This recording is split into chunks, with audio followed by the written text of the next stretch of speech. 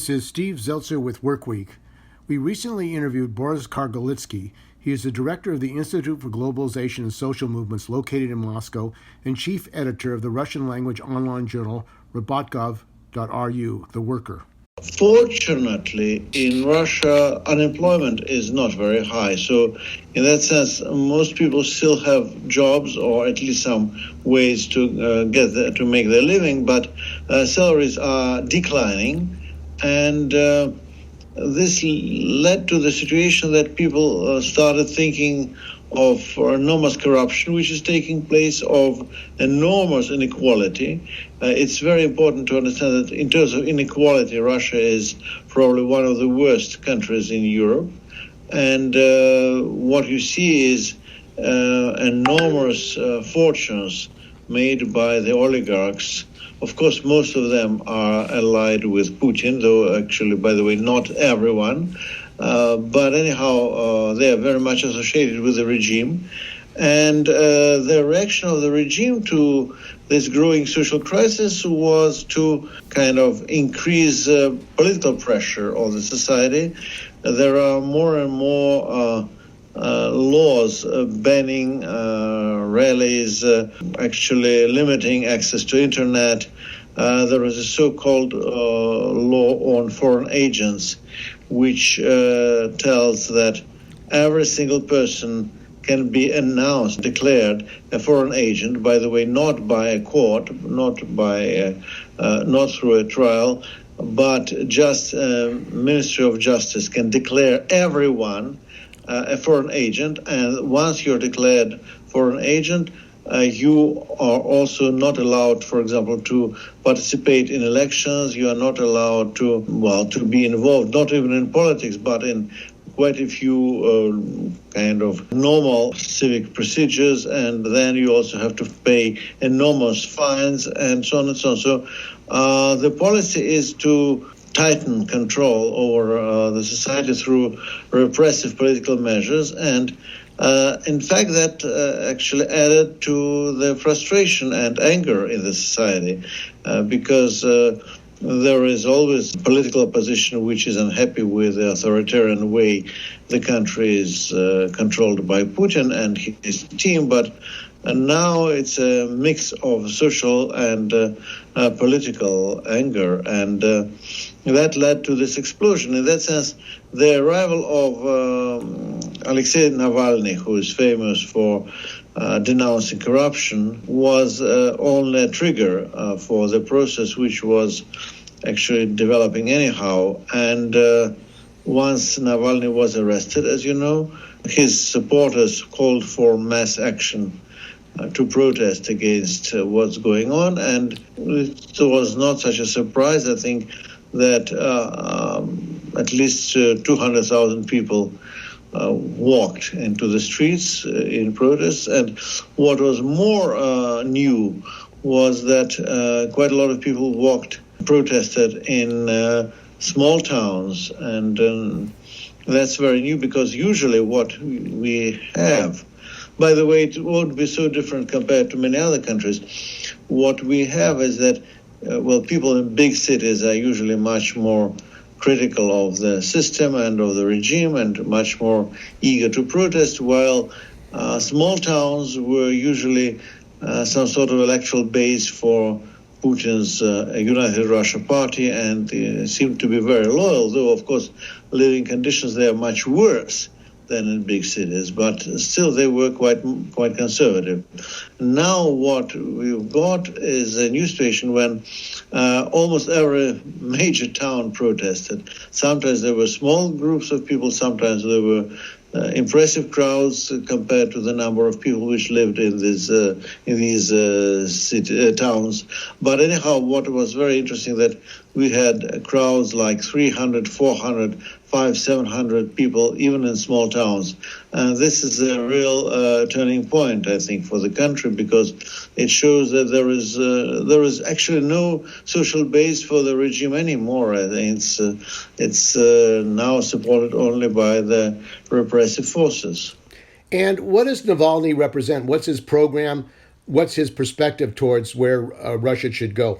Well, first of all, you should not exaggerate the importance of Navalny. Navalny, of course, functioned as a real trigger for the political explosion, but mostly not because of Navalny, but because of the behavior of the government, because of the behavior of the ruling elite, which decided to made him kind of responsible for everything, which made them worried. But Navalny is a populist. He denounces corruption. He's very famous for his videos where he denounced corruption, and this time it was a very popular video where he has shown Putin's palace, which was really pathetic. Quite a lot of people were really shocked, not so much by how expensive it was, but also by the fact that the taste was so bad. That was really, I tell the truth, people were really shocked. I mean, just, you spend, they spend some kind of, I think, $500 million or something on this palace, and this is total nonsense. I mean, it's terrible, and they can't even complete the building because they didn't pay properly their workers. So workers actually fled the building, and they had to rebuild everything anew because unpaid workers supposedly also even sabotaged the construction because they failed to pay them. So sounds like Trump. Very much so, very much so. So you spend huge amounts of money on something which is real disaster, actually, and that was something which made people also very angry. But in a certain sense, people also felt that the government was not so dangerous in a way because they looked extremely stupid also. But anyhow, speaking about Navalny's politics, I think his politics is absolutely confused. For example, in 2018, he tried to run for presidency. And of course, he was not allowed. Well, this is Russian electoral system. The government allows opposition to run, or it doesn't allow opposition to run. They decide who's going to run against them. And of course, they always choose the weakest candidate possible. And it's still very interesting that sometimes these weak candidates still win elections. So that's why they now changed electoral rules, electoral legislation once again, so that now there is no way opposition can win elections because they have 3 days of voting. And the first 2 days, they simply bring in ballots, which are already filled in. So for 2 days, they have 100% of ballots already for the government party. And then on the third day, they actually count ballots, but it doesn't matter because 2/3 of the ballots are already considered to be cast. But anyhow, coming back to the issue of Navalny, Navalny actually prepared his electoral program in 2018, and it was very interesting to read because on the one hand, the social program was very progressive. It was about expanding welfare, increasing social spending, and so on and so on. So the social segment of the program was very, very progressive. At the same time, the economic segment, the economic section of the program was extremely reactionary. It was very neoliberal, and it was very much about continuing privatization, free market, whatever, and not deregulating the prices, which are still regulated, not so many of them, just little. We still have a few prices which are somewhat regulated, so even more deregulation, and so on and so on. So, in fact, these two sections were written by different people belonging to different wings of political spectrum. So Navalny doesn't care. So he is about to attract any support from any social or political tendency, whether these are fascists, communists, liberals, progressive, reactionaries, conservatives, I don't know, whatever.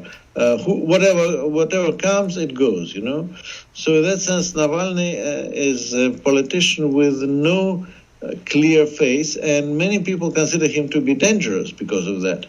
because he can turn in any direction. And also Navalny's fund, it's Fond Boris Kargalitsky, the fund to struggle with corruption, something like that, to translate correctly. The foundation of for the struggle against corruption, something like that will be the correct translation. So anyhow, Navalny's foundation is extremely authoritarian. It's a totally leader-dominated group, and now we exactly witnessed how bad it is, because once Navalny is under arrest, the group, the structure was taken over by one of his friends, Leonid Volkov, who immediately changed the policies of the group. So, like Navalny and his team called for more protests and for more action, while once the group was taken over, the media of the group was taken over by Volkov, Volkov immediately called off the protests. Saying, well, we should not go into the streets, we should not get involved in mass protests, let's try to negotiate. And this is exactly the policy of Volkov. Volkov is not happy with mass protests, because these mass protests were not so much about Navalny, they were about social rights. People were calling to cancel the pension reform, which is very unpopular, because we had pension age increased in this country, and quite a lot of people actually lost money because they paid money into the pension funds, and this money is not getting. They're not going to get this money back. They have to work for 5 more years, and to make things worse, you see, the problem is that most people in Russia already work till very late 60s and early 70s. Just the legislation before was that you were allowed to work, and still, since, and for example, a woman, since you are 55 and men being 60, they were allowed to work and get their pension at the same time. So that was a very important increase for the family income, as you can understand. And now they're not getting these increases. So people are extremely angry, so people were calling for the pension reform to be cancelled. Also, there were slogans not only against corruption, but also against inequality, sometimes even against oligarchs and even against capitalists. Saying, well, that it's you have to tax the rich and so on, which actually against the program of Navalny. It is very much in favor of low taxation, while people were calling for higher taxes for the rich, redistribution of property, and so on and so on. And of course, it didn't make the right wing of Navalny's team happy. So that was one of the reasons why they called off the protests. And we're speaking with Boris Kargalitsky. He's a social scientist and has been following these events. And the Communist Party in Russia was not made illegal and is an opposition party. What's the position of the Communist Party in Russia to these protests, and what is their program? Well, first of all, Russian parties now are totally under control of presidential administration. So political leaders, no matter which color, they're called to the presidential administration, which tells them what to do and what to say and how to behave, how to react to every particular event. And now you cannot tell any difference when there is a politician speaking on the Duma floor, on the floor of the parliament. You cannot tell the difference whether it's a government party, United Russia, or whether it's a communist, or whether it's a social democrat from Just Russia party, or whether this is a nationalist from a liberal democratic party. They all say exactly the same word by word. But to make things a little better, to make you a little more optimistic about Russian politics, there are members in these parties, and members are shocked by what's happening. And by the way, just to give you one idea of how Russian politics is managed and operated, for example, we have the Social Democratic Party called Just Russia, Справедливая Россия, and also we have a very small actually quasi-fascist party called За правду, for the truth, which is a kind of aggressive, militaristic, reactionary, ultra-conservative. I shouldn't say fascist, maybe it's a little too strong, but quasi-fascist, very close to fascist discourse. So the administration of the presidential administration decided that there are too many parties, so they order these two parties to merge. They just order them to merge just because there are too many parties in the country. We have to kind of saving this, kind of optimizing the system. And the leaders of these parties agreed. They said, okay, if you say orders shouldn't be discussed. So they're now in the process of merger. And, well, of course, as you can imagine, Social Democrats are maybe 20 times more numerous than the fascists, but all top positions are going to be given to the fascists. So it's like, imagine you like merging German social democracy with NSDAP into one united party and say, well, it's not, they have quite a lot of similarities, you know. Then you see that the people in the organizations of the Social Democrats, they are completely shocked because they say we don't want to be. We joined a party which was Social Democratic. We didn't join the fascist party. So, and of course, there are quite a few people who are protesting inside the party, and most probably they're going to be expelled. And in the Communist Party, the situation is also very similar. They're not forced to join, to merge with anyone, but the leadership of the party is denouncing Navalny, supporting Putin, and so on, while there are a few leaders of local branches, very important ones, the biggest branches, the most influential branches, and they now made very radical statements, very good statements, defending civil rights and defending social rights and attacking the government. And in fact, the party is in a situation of real disarray because they have almost influential local leaders behaving as if a central leadership simply doesn't exist. So I just give you the names. Just remember these names. They may become very prominent in Russian politics in the coming years. First of all, it's Sergei Levchenko, who used to be the governor of Irkutsk province and was the only governor who protested against pension reform. Actually, there were other communist governors who didn't protest. He was the only one who protested, and he was forced to leave his job. In Russia, you can fire, the president can fire governors. Also another interesting point, elected governors, I stress. They were not appointed, they were elected. But Russian president has the powers to fire elected governors. So Levchenko was not fired, he was forced to resign. They were going to fire him anyhow. He was forced to resign from, actually his own party pressed him to resign, not to increase the conflict with Putin. And then the organization of the Communist Party in Irkutsk became one of the most radical. Then the leader of Moscow branch of the party, Valery Rashkin, is also part of this opposition. Also, Vyacheslav Markhaev, another interesting person from Buryatia, who used to be the only senator in Russia who voted against constitutional reform, also this authoritarian constitutional reform, which was imposed by Putin's government last year on the country.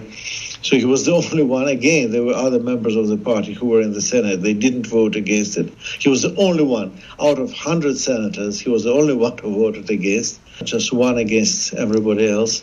So Markhaev is a very impressive, charismatic person. Well, and finally, also a very interesting blogger who was elected as the leader of the Saratov branch of the party. So there are at least these, this is the Gang of Four, which now is kind of opposing Zyuganov's policies. Zyuganov is the leader of the party, so there's the Gang of Four, which is kind of opposing the current policies of the party. And what has been the effect of the COVID pandemic in Russia? Russia has announced that they have a vaccine that's 92% effective, and they are distributing their vaccine around the world. What's happened in Russia? What effect has the pandemic had? Well, I think the situation is bad, of course, and especially the economic consequences of pandemic are very bad. Though I think the situation in the United States was actually worse. At least we didn't have the disaster like in New York. So in many ways, yes, we are facing also a healthcare crisis because the healthcare system was, as they call it, optimized, which means that they should actually cut the spending on social spending, and they cut the number of hospitals, the number of doctors, and especially the number of technical staff. So it was all everywhere in the world, everywhere around the world, it's the same story. So in that sense, it was pretty bad. But I think compared to what happened in Italy or what happened in the United States, at least in some states of the country, or what happened in, say, Britain, the situation in Russia is, was not as bad as that. But also it was different from region to region. Some regions suffered worse, others suffered less. Like, for example, Irkutsk, where Levchenko was forced to leave only recently. Irkutsk didn't face a lot of problem because they didn't. One of the reasons why Levchenko was fired was, or I shouldn't say fired, but when forced to resign, was that he resisted also the policies to cut social spending and cut the number of hospitals. He didn't do it. And then everybody said that it was nonsense, that he was inefficient because he failed to cut the number of doctors. So it was the measure of his inefficiency. And now all of a sudden you discover that in Irkutsk, the new governor, which is a pro-government governor, says we are doing extremely well. Why? Because we have more doctors per capita than other regions of the country. But this is a little bit like comparing. If you can compare Irkutsk with some other places, it's a bit like comparing the United States with Canada. You know, this is more to make you understand the parallel. So you're saying that healthcare in Russia has been privatized, pretty much under Putin. No. There is private healthcare. No, it's not privatized. The irony is it's not privatized. It's still mostly public, but it is marketized. So the marketized public healthcare, that's what's happening. Now, the United States, although it says they're against coups and intervention, were quite involved in the change in Russia with the collapse of the Soviet Union. They supported the lottery. Jeffrey Sachs, the economist, was for shock treatment in Russia. The role of the United States in Russia after the collapse of the Soviet Union, what was its role and what effect has it had on the development of this oligarchy, including Putin and his supporters? Well, absolutely. You shouldn't forget that the United States backed the coup in 1993, which actually destroyed emerging democratic institutions in Russia. Because they were backing Yeltsin, and they supported the dissolution of parliament and shelling the parliament, actually. The tanks were shelling the parliament. They supported all that under the pretext that there were too many communists in the parliament. Actually, interestingly enough, in technical terms, there were not so many communists in the parliament, even if there were. I mean, it's not the pretext to shell the parliament building, you know. And Clinton supported that. I was at a press conference here in San Francisco at the AFL-CIO, and he was saying that it was a correct thing, and he would have done the same thing if he was Yeltsin. Well, like shelling the Senate or the House of Representatives. If they were... Well, actually, it's... okay. I watched some CNN reports, and actually... The way that you must understand me correctly, I dislike Trump as much as anybody, but the way they attacked Trump supporters in CNN reports and CNN shows is disgusting. It's really disgusting. It's very much like this witch hunt, which we also witnessed in Russia in the 90s against the communists or socialists. Just the way it doesn't mean that Trump supporters are good guys. Not at all. They're not. What I have in mind is only that you should not treat people this way. Just not letting them to say a word in their defense. So what I'm saying is that, of course, the United States backed the coup. United States backed privatization. United States backed all these policies which led to terrible corruption and inequality. And in that sense, they share very much the responsibility for what's happening in Russia now. And now they're attacking Putin as if Putin is the only one responsible. But Putin is very much their own creation, their own product. This deregulation, the privatization, this oligarchy now that is running Russia, what is its role internationally? The United States is trying to prevent them, and there's competition between Russia. The United States is telling Germany they should not allow a pipeline. This internecine warfare, inter-imperialist rivalry that's taking place now internationally. Maybe you can talk about that and the effect on Russia. Well, that's capitalism, There is a competition for the European energy market. And Germans actually need Russian gas because Russian gas is very cheap. In fact, Russia is going to sell this gas not for profit but for losses.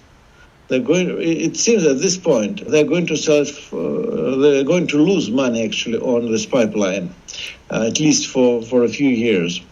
And that's why Germans are very happy with the project, because they gave credits to this pipeline to be built, and now Russia is going to send free gas to Germany to cover the credits. And that's why Germans don't want to stop the pipeline for the obvious reasons. Americans have a different, American government has a different approach because also they want to sell their condensed gas in Europe. And they don't want the pipeline, especially this pipeline which is selling so cheap, actually for free almost, to Europe to exist. So, well, it's classical capitalist competition. And the role of China, what relationship does China have to Russia now? And is there a block of China and Russia against the encirclement of Russia with NATO and the encirclement of China? Well, as long as Trump was in power in the United States, the policy of Putin was that they wanted to play China card against Americans because there was definitely a conflict between Washington and Beijing. So let's try to increase friendship with China to counterbalance problems with the United States. That was the policy. But then things changed because then all of a sudden Biden came in, and Biden wants to decrease the conflict with China. At least that's how it is seen from Moscow. Biden is kind of quote-unquote pro-Chinese, anti-Russian, pro-Chinese. So China is not so much interested in Russia in this context, because Russia, with its military power, at this point Russia became a very weak economy, but still militarily quite strong. Russia was of some value for the Chinese as long as there was a conflict with the Americans. If there is a detente with Washington, then the value of Russia for the Chinese foreign policy is diminishing very, very fast. And one very interesting signal was exactly during these protests, because the government said that the protests were mobilized, the protesters were mobilized using American networks such as Facebook and Twitter, the same Twitter, which banned poor Trump not long ago. So they used Twitter and Facebook, but also, actually, in fact, they tried to use Russian networks as well. But then all of a sudden, what they discovered was a very unpleasant thing.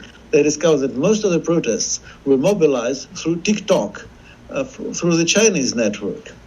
Then Russian government tried to press the Chinese to do something about it, and Chinese said, we don't know anything about it.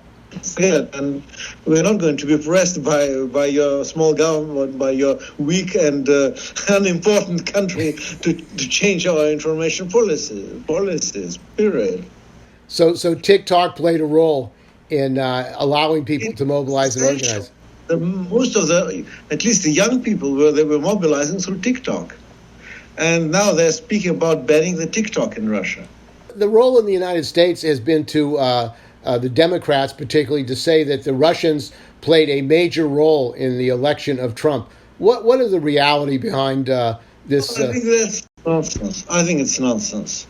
I think they tried to interfere in terms of creating some fake accounts. And anyhow, I think it's the most scandalous thing about all this is that, of course, as you can understand, I'm no supporter of Putin. I wasn't involved in these protests and so on. But anyhow, I think it's absolute nonsense when American government, which interferes in hundreds of elections around the world, in hundreds of countries around the world for the past century, is now being very angry and unhappy that somebody tries to influence American politics.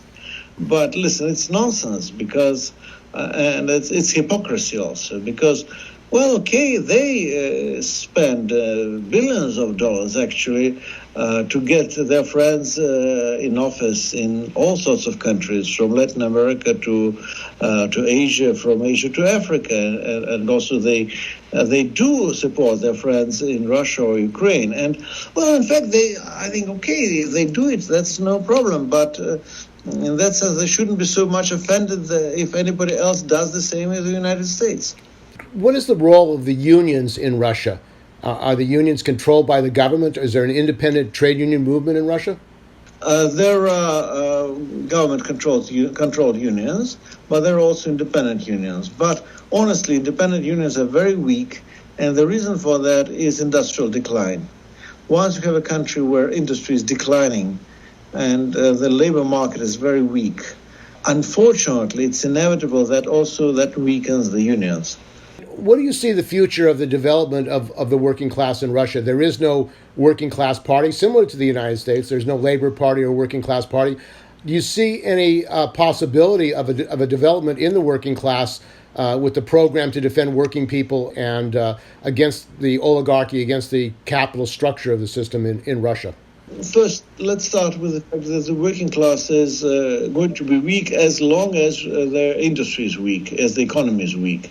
So that's why some sort of reindustrialization and economic expansion is necessary to strengthen the working class, and that's why some kind of neo-Keynesian economic policies can be very helpful in the short term, at least. Because they can increase the strength of the workers and their numbers also. But in terms of left-wing politics, I think the situation is promising because, yes, we don't have as many industrial workers as we used to have, and they're not as conscious and as strong as they used to be 100 years ago, to say the least. But at the same time, there are lots and lots of people who are wage earners, who are working for wages, who are employed. And we have to unite and organize these people, not necessarily industrial workers, but also self-employed workforce as well. There are also quite a few people who are self-employed. We don't have good statistics, but it's very huge. And the left has some, as I told you, the left has some promising figures. There may be a split in the Communist Party so that we can get the real communists or socialists more or less free of control from the corrupt party leadership. And also there are quite a few small and radical groups which also are quite ready to join some sort of united front of the left. So we can really build up a united front. And just one example for example, take Izhevsk. Izhevsk is a city which is world famous for one thing. Unfortunately, the one thing which made Izhevsk famous is Kalashnikov rifle.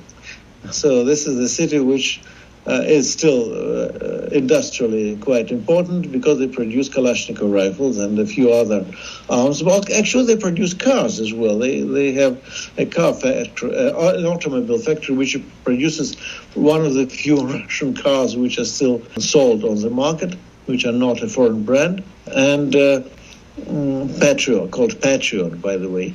Then, when you see their protest demonstration of 23rd of January, the first big protest demonstration, it went under the red flags, led by two small Russian leftist groups, Russian Socialist Movement and Russian Revolutionary Workers' Party, which actually two Trotskyist groups, which were actually leading a big demonstration of workers. I mean, this is a dream for every Trotskyist, I think.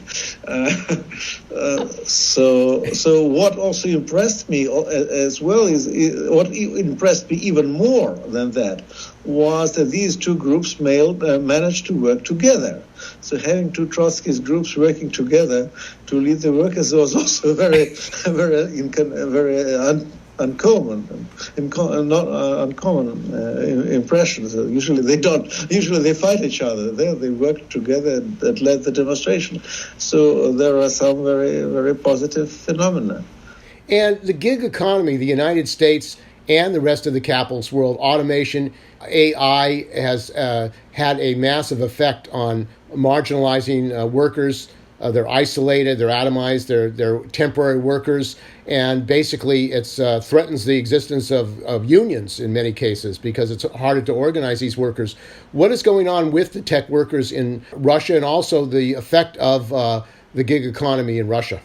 Well, it's basically the same thing. But of course, there are some cases which are positive because basically, yes, atomization and of workforce, unions are getting weaker. Political consciousness is also declining. I mean, in many ways, it's very much the same thing as everywhere. However, for example, there was a big strike of delivery workers recently. Delivery workers during the lockdown, during pandemic, and they were very important. Delivery workers, because you know what was happening, people had to stay at home and delivery workers had to deliver. And then there was a strike and they won. They organized a trade union. They forced the trade union to be recognized, and they won pay increases, and they won actually proper contracts. So that was a tremendous success. But we should understand that they won not only because it was a very special situation of lockdown, when they became extremely important, and also there were no foreign workers allowed because of the quarantine. So they were also in a very good condition. So there were no strike breakers. But also there was a tremendous support from the public. So that's very important. Instead of saying, "Oh, we hate these delivery workers not delivering, we hate them for being on strike," and so on the contrary, people are very sympathetic, very positive. Said, "Yes, they're doing the right thing. We can probably tolerate the fact that they're not coming in time, but we understand they're on strike." And so they sent money to these people. So that was very positive. And what is the role, if any, of American companies, FedEx, Amazon, any U.S. companies in Russia? McDonald's, are McDonald's still operating in Russia? Oh, McDonald's is everywhere. You know, what I hate about McDonald's is not their food, actually. What I hate about McDonald's is that they come to every old Russian town and they take over the nicest, the most beautiful building in the very center of the historic neighborhood, you know, and they put their McDonald's sign there. So in the very heart of a historic town, you know. That's what I hate about them, because they really destroy the landscape. Yes, McDonald's is there, but actually American companies are not so prominent in Russia. European, German companies, and sometimes Chinese are very important. So foreign capital is mostly German and Chinese. However, there are also quite a lot of Russian companies which are registered in the United States with Russian capitalists going to offshore companies, getting their money offshore. And, technically, they are known as American or companies from Cyprus, companies from, I don't know, whatever, Bahamas, any sort of place. Also, a lot of them are registered in the United States. But these are Russians, actually. And Snowden has been allowed to stay in Moscow by Putin, by the Putin government. Is WikiLeaks allowed? Are people able to get information through WikiLeaks, which was expose things? They're trying now to censor the internet, but not very successfully so far. Technically, you see, we are now able to communicate very easily. So technically, they are now, the government is failing with their attempts to block the internet or to put it under control or to censor it. But they're working on it. They're working on it. They take it very seriously. So we don't know how much they could succeed in the long term. But most probably they are going to be defeated, because one thing which is very clear is that the society is changing. Society is going to it's not going to return to the pre-protest situation, to the pre-protest condition. The society is going to continue protesting, even though the protests now are called off by the Navalny group, or by Leonid Volkov, who acts as a caretaking leader of Navalny group. At the same time, my impression is that it's only the beginning. It's going to develop.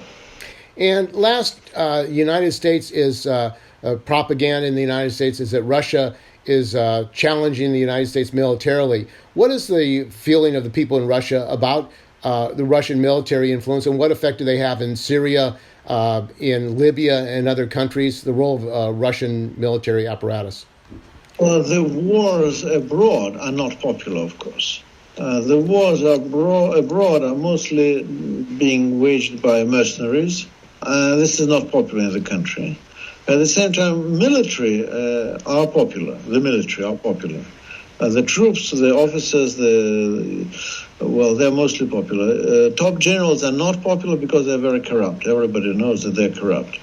But ordinary military are popular, and the army has a very high reputation in Russia for historic reasons which you should understand. But Russian army is considered to be an army which should defend the country, it's not the army which people expect to go overseas and fight in some distant overseas places and countries which Russians often don't know about. People are not very interested in who is going to win in Libya, which particular faction is going to take over Libya. Why should Russia be involved? Syria is a little different, but still not very popular either.